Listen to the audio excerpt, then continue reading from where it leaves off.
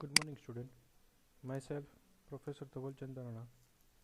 Today, we will discuss a unit number 2 of data management system subject known as a data model. Today, we will discuss a different topics of unit number 2, or it is a part of entity relation model. First one, we will discuss today a role. Second one, mapping cardinality, and the third one, it is known as a participation constraint. With help of all the example, we can identify what are the importance of these three things: role, mapping and cardinality, or we can say participation constraint of ER diagram. So we will start with the role. Role are the indicated by the labeling the lines that connect a diamond relationship to rectangle entities. What is the importance of role? Whenever we require two connection of relationship to a rectangle, or we can say entities, at that time we are using the role. It is just provide a labeling between, or we can say labeling line between a relationship as well as entities. So as per my previous two lectures, I hope you are know that what is entity and what is the relationship, because both the thing we will go through the different example. So in this below example, faculty, it is known as a entity, employee ID, name, branch and experience, it is known as a different attributes of a faculty entity. What is the relationship? So whenever we connect entity with a particular relation with help of direct connected line, it is known as a relationship. So in this example, faculty are connected with the reports underscore 2 with a two different line. So when we mentions a faculty coordinators reports to a head, it is two directional line with a two different role. So role is just a label to provide information about what is the actual responsibility of a particular entity with a particular entity sets. The label known as a coordinator and a head are called as role. They specify the faculty entity interact with the whom via reports underscore 2 relationship. So as per mentions that a role is just provide the informations between a entity with entity set with help of a different roles, as well as how they are connected and what is the requirement to connect with a particular entity and entity sets. So it is known as a role. And with of example, coordinator and head, it is a mentions role of a faculty which are connected with the reports underscore 2. So they are just mentions of working criteria of a particular entities. Role label are the optional and are useful to clarify a semantic or a meaning of the relationship. As per previously says, role, it is just a provide the informations of a particular entity, and it is the optional thing. Means it is not a mandatory to maintain or mentions a particular role of all the entities with help of entity sets. Second thing which we will discuss in today's video lecture, it is known as a recursive relationship set. The name itself says that a recursive means a same entity participate in a relationship set more than once time. It is called as a recursive relationship sets. Means whenever we use a different thing on a single concept, or we can say that we can use a different functionality with help of single functionality, it is known as a recursive relationship set. Or we can say in a programmable language, if we create a function and use the multiple time, or we can say call the multiple time or the single function, so we are using a same function with a different times, it is known as a recursive. In the below mentions diagram, a faculty is an entity. There are the faculty ID, faculty name and post is attributes. Second entity known as a department. There are the department ID and department name. It is the attributes of department entity. With help of works relationship, faculty and department are connected with the diamond known as a relationship sets. So how we can justify a recursive relationship set? With help of different tables.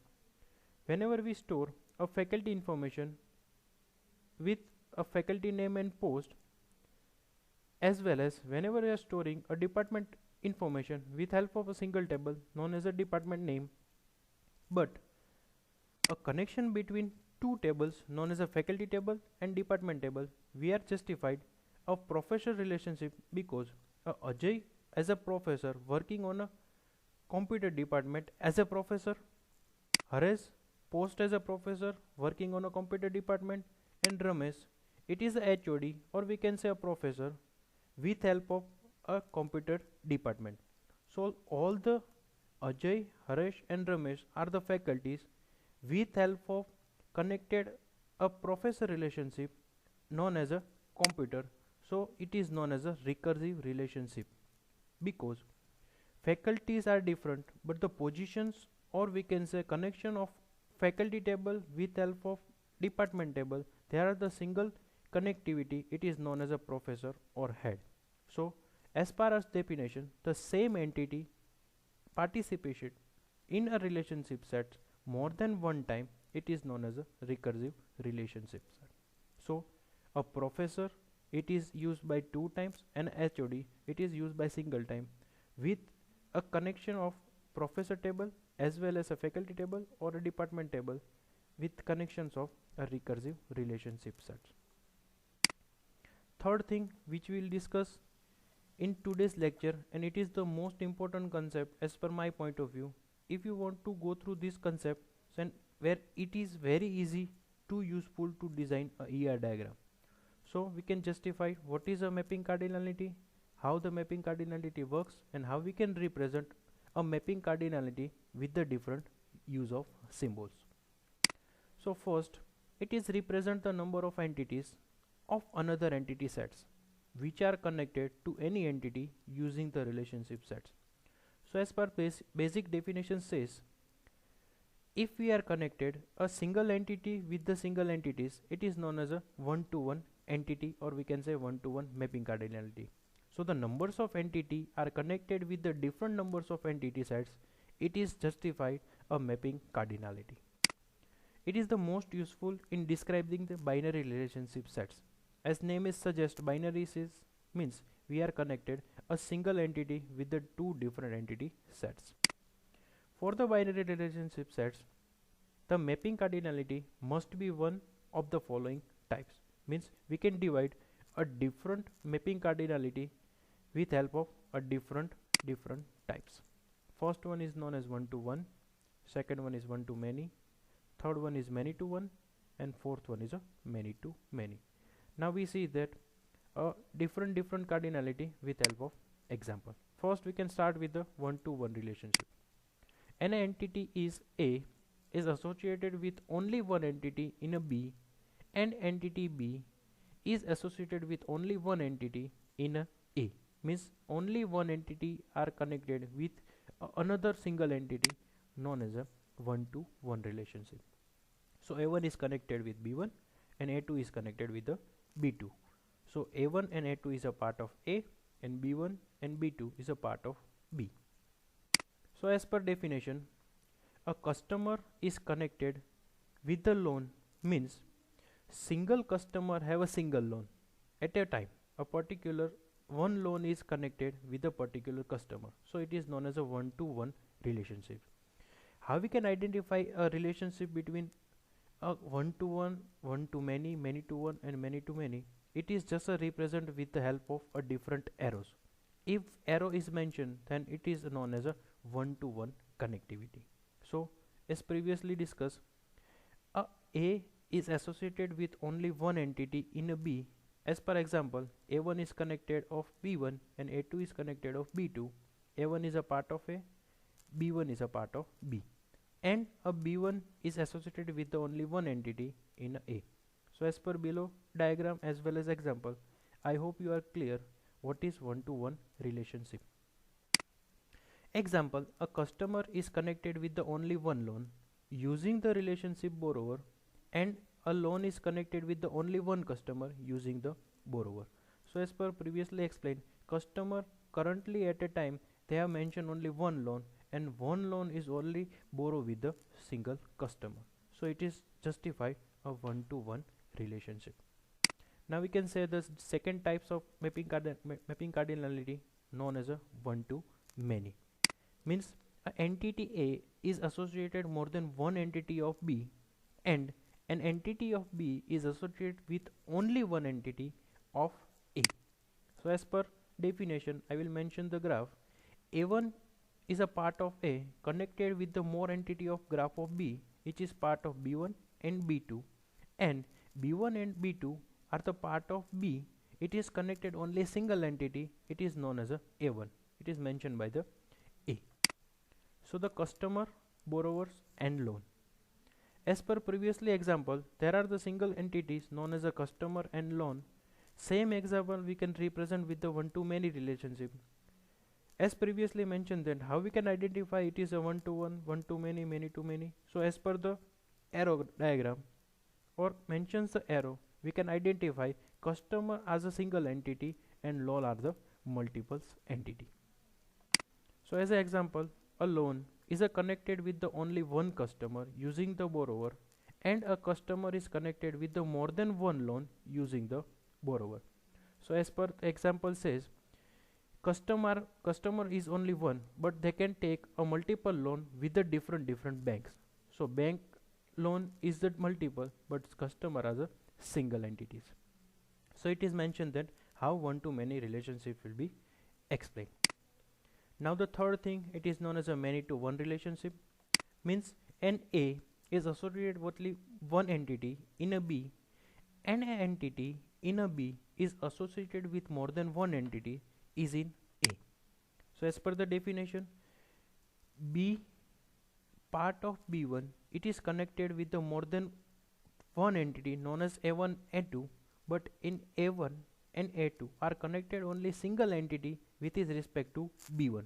So it is known as a many to one connectivity. Let's see the example how the thing will be explained. Customer and loan means a more number of customer are participate with the single loan. Like we can say that there are the some business account where there are the different participation, or we can say different partnership which take a single loan, but there are the different person name. So it is known as a many to one relationship. A loan is connected with the more than one customer using the borrower. A customer is connected with the only one loan using the borrower.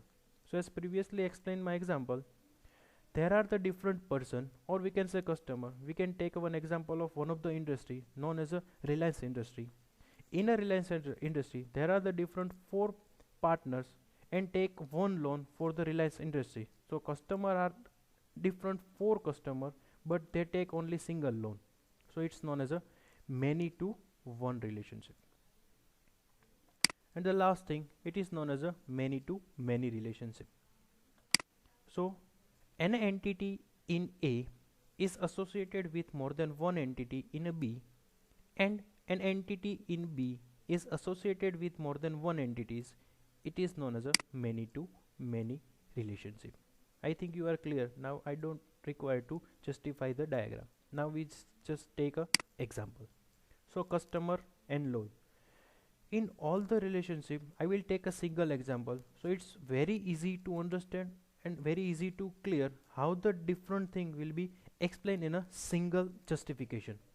And repeatedly I will say that you must be focused on a particular arrows. Whenever arrow is disappear, it is known as a many relationship. If we mention a arrow, it is known as a single entities. So customer is connected with more than one loan using the borrower, and a loan is connected with more than one customer using the borrower. How this example will be justified? If I will take an example of Reliance industry. There are the four partners. They can take a single loan for the Reliance industry, but one of the partners take a personal loan. So it is a second thing which is mentioned with the customer and loan. So different customer have a different loan. So it is a justifications of many to many relationship. Means customer is a partnership with a business partner, as well as they can take a personal loan. So business loan as well as personal loan, and customer work as a partner or as a personal. It is mentioned by the many to many relationship. Now the last point we will discuss in this video, it is known as a participation constraint. It specifies the participation of entity set in a relationship set, means whichever the information will be justifications of a participation, it is known as a participation constraint. Means there are the two different types of participation constraint, known as a total participation and second one is partial participation. Means a particular entity is completely depends on a second entity or it is partially depends on a second entity, it should be mentioned with help of participation constraint.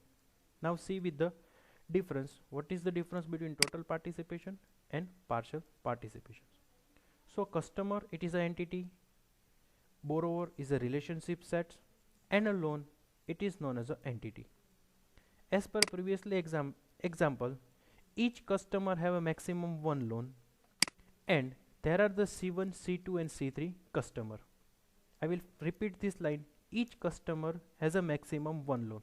So there are the three customers C1, C2 and C3 and the loan table have two entries L1 and L2. So C1 take a loan of L1, C2 take a loan of L2. So each customer have a maximum one loan. As per mentions line, I will mention a C1 as a L1, C2 as a L2. Now C3 is a remaining. So participation, we can say partial participation. Some entity in the entity sets may not participate in any relationship in the relationship sets. Means a C3 will be not participation with the help of loan. So it is known as a sum of the entity, we can say a C3 in the entity sets. There are the entity sets C1, C2 and C3 may not participate in any relationships in a relationship set because C3 have not mentioned any particular loan. C3 is a customer, but right now they are not conducting or find out any particular loan with the loan table. So it is known as a partial participation, indicate by the single line. Now it is known as a total participation. Every entity in the entity sets participate in at least one relationship in the relationship set. Means in a loan table there are two different information L1 and L2. We can say that every entity in an entity sets participate in at least one relationship in a relationship set. So it is known as a total participation. As per definition and as per example, I will just explain that in a loan table there are two different information L1 and L2. All the entity will be connected with the second entity known as a customer. There are the three different entities, but they are connected with each other. Means every entity of loan table are connected with any of the other relationship known as a customer C1 and C2. So it is known as a total participation and it is represented with the double line. So a two line of loan table is completely depend on a particular customer. So as per example, we can say that if any of the entry we will find in a loan table, it must be a loan take from the customer. I will just repeat this line. If I will find any of the entry of loan table, one of the customer is connected with a particular loan, because if loan is allocated then there are one of the customer will be available. But in a reverse manner, it is known as a partial participation. If bank have generate some of the customer account, but it is not considered that, or we can say it is not mandatory that all the customer will take a loan. But in a total participation example, if some of the loan is available, then there are one of the customer information will be connected with a particular loan. I hope you are clear with this example, and it is a clear a total participation as well as a partial participation with help of customer and loan example. Thank you.